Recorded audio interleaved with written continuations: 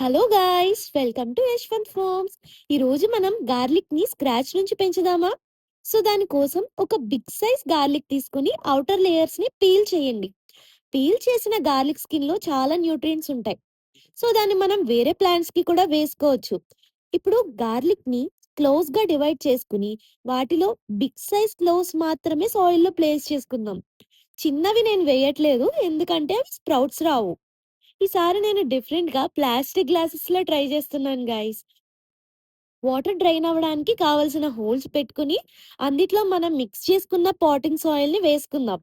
ఇప్పుడు నేను చూపిస్తున్న విధంగా గార్లిక్ క్లోవ్స్‌ని సాయిల్‌లో వేసుకోండి. మిగిలిపోయిన గార్లిక్ క్లోవ్స్‌ని నేను నార్మల్ రెడ్ సాయిల్‌లో వేసుకున్నా. ఇప్పుడు రెండిటికి వాటర్ వేసి సన్‌లైట్ ఉన్న ఏరియాలో పెట్టుకోండి. ప్లాంట్స్ గ్రో అయ్యాక అప్డేట్ వీడియో చేస్తాను. అంతవరకు నా ఛానల్ యశ్వంత్ ఫార్మ్స్‌ని please like, share and subscribe.